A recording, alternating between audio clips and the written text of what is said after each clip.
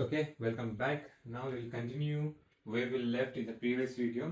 Like I said, we spoke about how to encrypt using a public key, how to encrypt using a private key. Now there's a one thing I forgot to mention in the previous video is that there are two different diagrams for you in the textbook.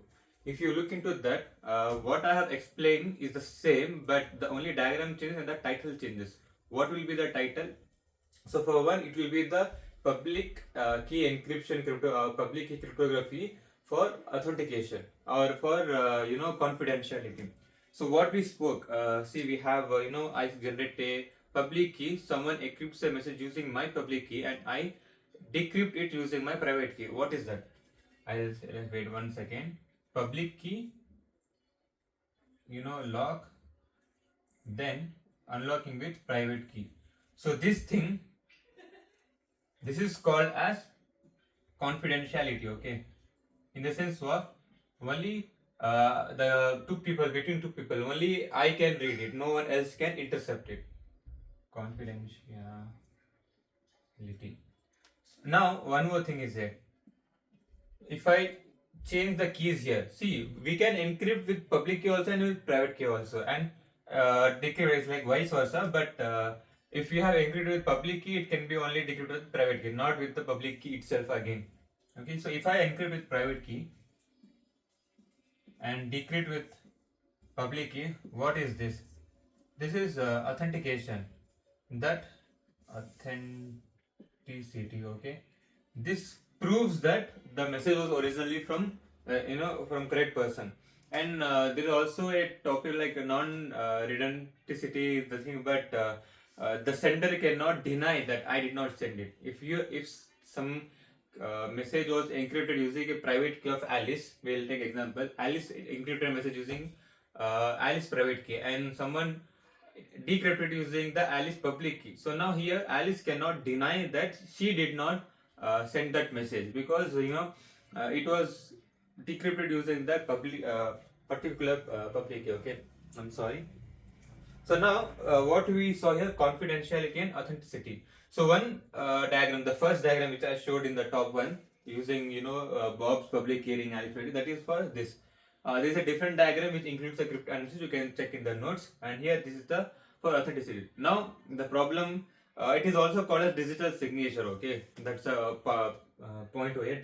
Digital signature is nothing but it proves the authenticity that it originally belongs to a person. Now we have to combine this both so that we can also have confidentiality, that only whom I want to read this message is reading, and also authenticity, that the receiver should believe that it's originally from me, not from someone else.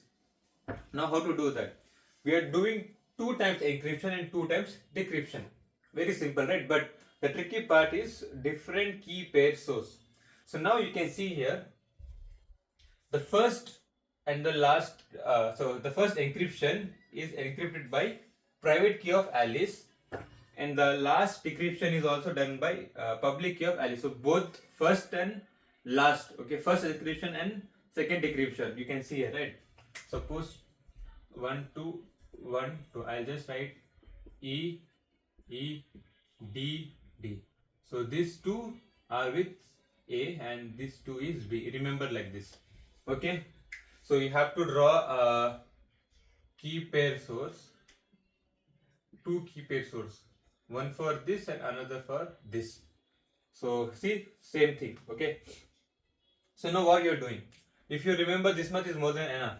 So now first I'll encrypt my plain text X using the private key of Alice. Okay, so now what I'm doing, I'm encrypting my message using the private key of my private key, and then what I'm doing, I'm encrypting the message again using the Bob's public key. Okay, so now what happens, if a message is encrypted using Bob's public key, then only Bob's private key can decrypt it. Okay, so I want to send a message to Bob. So now what I do, I encrypt it with my private key. Okay, so if I encrypt with private key, that proves the digital signature, the authenticity that it belongs from me.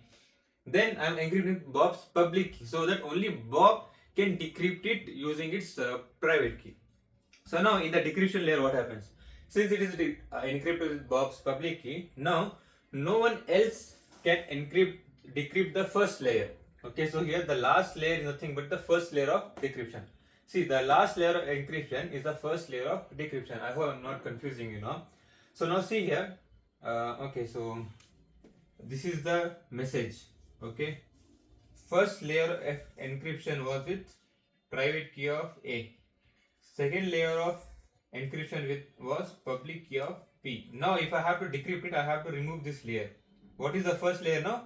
That is, it was the public key of Bob, right? So now if I have to decrypt, I have to decrypt using the Bob's private key. So now what is happening in the decryption? The see, private key of Bob. So now Bob decrypts using its private key. So now what happens? So now no one else can access this message except for Bob, and he has used its private key to open it. So this proves that it is confidentiality. See, encryption with public key and decryption with private key confidentially happened. Now how to prove the authenticity? Since it was encrypted with private key of Alice, now we can use the public key of Alice and get the original message. Okay, it's very simple, right? So now we have proved the confidentiality and authenticity. Just draw the diagram and explain the steps. Proofs over. Talking about the application part that you have to look into yourself, it's very simple, right? The application comes in the digital signature. In real world example, what is happening? So I hope my explanation was very simple and good for this. We'll meet again in the next chapter, that is RSA algorithm, and also the other method. So I made this video first and not make the blum step and the public key encryption. You can check that video and come to the next video. I hope you have liked this. I know you are not seeing this part, but whoever is seeing, kindly do like and subscribe. We'll meet in the next video.